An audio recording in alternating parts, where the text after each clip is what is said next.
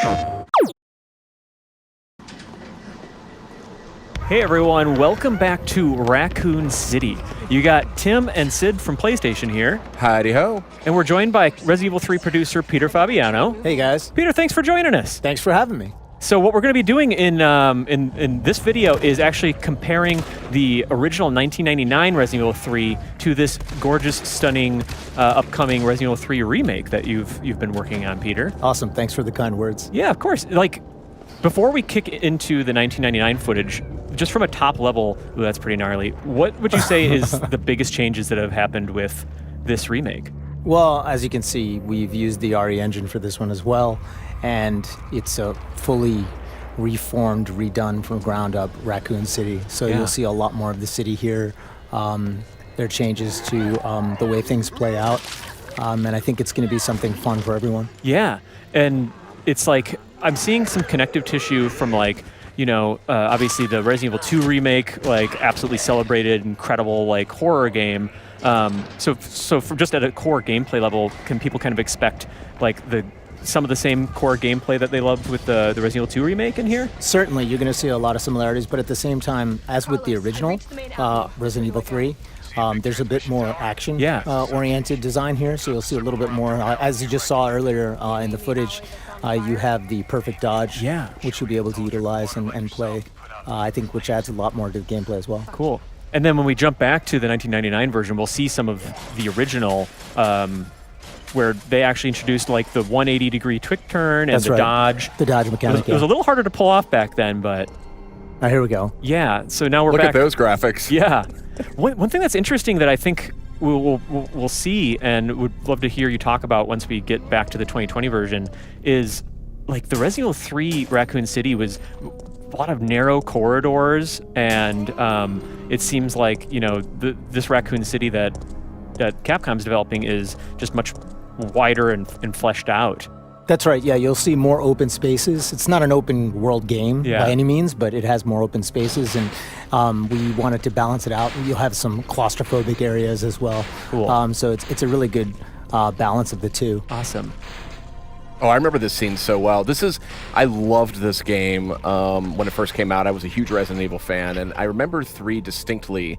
I think we're going to be hearing more about it because it did introduce some really cool gameplay elements that we hadn't seen. Actually, here's one of them. Yeah, like this is, to me as a player, this registered as like really like the designers saying, you're going to want to use these barrels in the environment, which was totally new to the series at this point.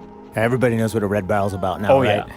Yeah, so she's lining them up, Whoa. and there you go. So satisfying. And I recall, like, obviously you could still lock, I think you'd hold down R1, and worth noting that this was, an original PlayStation game back in 1999. That's what we're looking at here.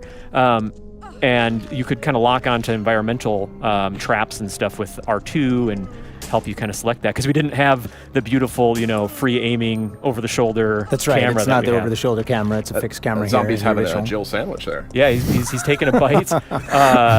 I always, even though it was always annoying to get, the ankle biters there, the animation of her just like, kicking their heads off. I love it. This is very satisfying. And we're back. This is wild, seeing this juxtaposition here. And I love this note here because it almost feels like reminiscent of that classic scene from the 1999 game.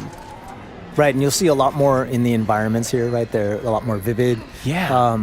We really wanted to make the city still feel alive. It's at the early state of the outbreak, and there you go.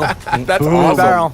That's great. Yeah, there's more zombie variety. The shops, like neon signs. What we're seeing here, like Moon's Donuts and the Crab Shack there, like all of it is just, I feel like it just has more personality. It's just more fleshed out and vibrant. Yeah, for sure. I mean, the city itself is almost its own character in a way. And the team had a lot of fun building out. Oh, there's another one. You see the environmental object that you can use to your advantage. It kind of stuns the zombies. And that's brand new to this remake. I don't think that was featured exactly that same way in the original. Really cool. It'd make a pit stop in a donut shop. Jill, she did work out of the Raccoon Police Department, so the fact that she's in a donut shop... She would know this place like the back of her hand. We'll just go right into the stereotypes. That's right. Peter, can you confirm that you can eat donuts? Oh, never mind. We have some new footage I can neither confirm nor deny. Okay. So the beginning of that, the very beginning of this video, we saw Jill kind of noting that there's like a substation that she needs to go get some power reactivated, and you actually have the same task in the 1999 version, which that's what she's on her way to do here. Oh, nice shot. You get the twofers. I'll tell you, people don't always appreciate what they have these days. I mean, this is what gaming was growing up, and this is state of the art. And it's still a blast. Well, it looked great for its time. Absolutely. Oh, sure. Yeah, it was terrific. There's more zombies on screen at the same time. I remember that was a big thing about this game. Oh, there's that precious red herb. Yeah. Tim, what are you doing? The potency of your, I was feeling pretty confident when when we recorded. Yeah, worth noting, this is all pre-captured gameplay that we're looking over here. But speaking of crafting herbs, Resident Evil 3, one thing that really stood out to me was the gunpowder and the reloading tool. They're seeing some gunpowder there. Yep. You could craft your own ammo, which ended up kind of becoming, here and there, it would kind of come and go with the series, but Pete, was this the first time in the series? Well, you had it in RE2, the reimagining of RE2, right? So it returns here. Yeah. So it's so cool to kind of see it full circle because I remember it in Resident Evil 7 and Resident Evil 2. Right. And just I'm excited with the remake to go back and see where that kind of came from. Yeah, it's great because you have to make choices. You decide which ammo types do I want to make, what's more important, what's more valuable. Had not been seen in the series before this game, and I remember it was a bit controversial back at the time in this particular game from '99. But now I actually prefer it. I love being able to craft ammo. Cool. It's such a precious commodity. So, and yeah, at this point in the original, Jill has to turn the power back on to parts of the city. Right. And this was an interesting part of the original game, which was, I think, were these called live events? Yeah, the live selection. Live selection. Oh, yeah. I forgot about this. So then you could make the choice. Yeah. And in this case, Fry 'em. chose to increase the electro output, which is kind of an interesting, now, You get the environmental attack. Yeah. And so, Kinda. but now you can kind of, do it, it's more organically. So, and if I'm understanding right, those aren't in the remake. The live selections. That is correct. Right, okay. Yeah, this time around we wanted to tell one consistent story. The director really wanted to tell Jill's story as she goes through and makes her way. And that's something that's cool, is that it's not a one-to-one remake across the board, because this is the substation or the sort of where you're trying to turn the power on. That's right. As it appears in the remake, right? Yes, that's correct. And I think it's important, and I can't say this enough. We wanted to make it feel fresh but familiar. So you'll see a lot of new things for players of the original, and there's plenty of stuff for newcomers alike. And there you go. Yeah. So these are the drain demos, right? Yeah, and these guys look pretty faithful to the way that they appeared in the original, and just very fast and skittering, definitely good for shotgun's definitely a good tool. Yeah, for them. Yeah, definitely. You want to take care of them quick. Yeah. But yeah, it's what's one thing that I feel like Capcom and your team is just incredible at with remakes is delivering on the core of what made the gameplay and the story and the characters great, and changing enough that it makes it feel fresh, not just for newcomers, but also if you played the original. Right. What's great about horror, right, is the unexpected. That's right. So it's great that you say that. Something that we definitely want to keep true to the essence of the originals, but we want to make it feel fresh as well. So if we're familiar with some of the original stuff, you'll find some changes here. Yeah. There's the big boy. That's, and of course the original game, the 1999 original, was called Resident Evil 3 Nemesis, and so it wouldn't be anything without our buddy Nemesis. That's right. So I went and got some, some footage of a battle, just a random sort of street encounter, because he'd dog you throughout the game. And he's doing the same again in this remake, right, Pete? That's right. The original called him the Pursuer, right? Yeah. And in this one, he follows the same path. He's out for Jill and whatever remaining STARS members are out there. Yeah. And here we see his strategy appears to be sort of a lot of running, punching. He's got these tentacles that you can ensnare you with, and obviously he wants to end them. What can you say about how Nemesis has been updated and changed, just from an aesthetic to even an AI sort of level? Well, first and foremost, aesthetically, you'll see that we were able to use current graphics to make him look even. There's our buddy. That's so cool. Even more imposing. You've got this hulking menace chasing you. He looks even bigger now. He's huge. Yeah, he's to scale. So yeah, you'll notice here he's got his tentacles, and he's gonna be chasing you all throughout. As soon as you see him, you can stand and fight if that's what you choose. But I suggest you run. Get out of his way because he's very nimble. Is he's running very fast in this one. Generally the preferred strategy in... Well, I want players to play the way they feel is best for them, but, running is one strategy. You could try and take him down if you'd like, though. Yeah, and one of the last times that we talked with you, Pete, we were kind of there you go. checking out Tyrant, and that's a new move. That leap is huge. From the Resident Evil 2 remake, how much of that, the reaction to Tyrant and how he was implemented in RE2 remake, do you feel like influenced how Nemesis is? Well, when the director saw what they had done with RE2 and Tyrant, he's like, wait a minute, he's kind of getting to Nemesis levels here, so he didn't want to be outdone. Yeah. And we took that in stride. Of course, some of the stuff we took from 2, but Nemesis is his own, right? His own brand of fear, terror, right? I think that'll come out when you play. We'll see more of him too.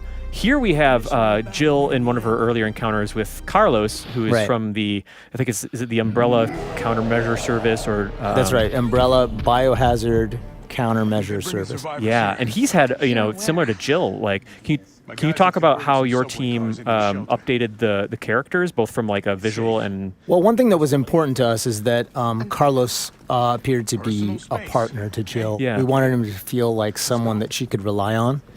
And with the updates to Jill's visuals, with the original, she needed to stand out in that environment and the graphics of that day. But with this game, it's very photorealistic. Right? Yeah. We use some photogrammetry.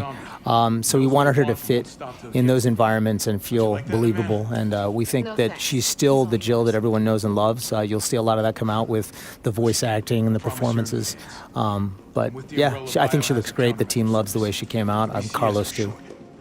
Yeah, they really, I think, are really faithful to the spirit of what they were like in the original, while just feeling a little more. I'm a sucker for the original, PlayStation games voice acting, very of its era. But it just updates it really, really nicely.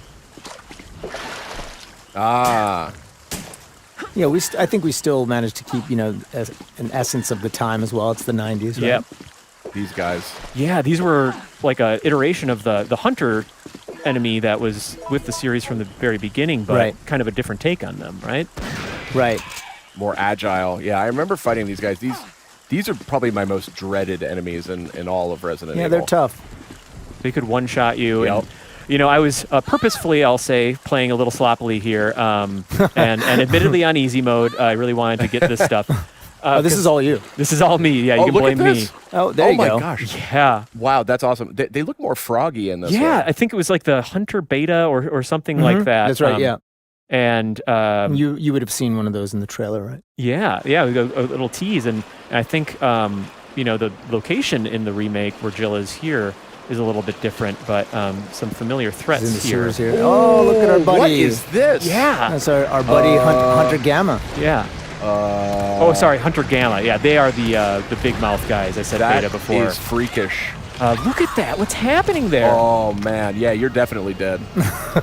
Had to make a comparison. And this is going to be the final comparison that we make between just sort of a more focused boss battle between Nemesis that shows him having a weapon and discarding it and kind of what he does in battle. But I remember this fight very well, actually. This was a tough one. Really tough. So what would you say, Pete, are some of the biggest changes from Nemesis's battle tactics that we can see in the remake? Well, I think you saw it earlier, but clearly he has that big leap that he can make. And we have given him a variety of weapons as well, that he can use at his disposal, and I think you have something coming up here. Yeah, and because it was a big deal that he had a rocket launcher, I felt like it was kind of symbolic because most Resident Evil games ended with you using wielding a rocket launcher, and here the main enemy just has one on him. And then this is brand new toy for Nemesis here. That's right, he's got a flamethrower. So fun times. Yeah, looks like Jill's combating that with her own grenade rounds. He looks so cool. Yeah. Thank you. Oh man, and I just love how also just classic this boss battle is with the I want to of course shoot the glowing orange bits and but yeah, just this environment and again we were talking about before, but how like to my knowledge, I obviously haven't played the remake all the way here, and I don't recognize this area from the original, so there's just a lot of fresh stuff in there. That's right. I mean, one of the things that we need to look at is pacing. Yeah. So as we're building the game out, there's a lot of iteration, and it just made sense for us to put a boss battle here. Yeah. It just felt right, and we're like, okay, now's the right time. So we gave him a flamethrower, and we get a big boss battle at the top of this construction site. Yeah. This is epic. This is super cool. So cool. And he's got a variety of moves here too. Yeah, it just totally changes up his game. Ooh. But we won't. You beat him. You finally got him. Yeah, right. Did ya? Of course, he's down Did you forever, though? right? That's it. Well, Pete, before we wrap up, anything else you wanted to mention about the remake here?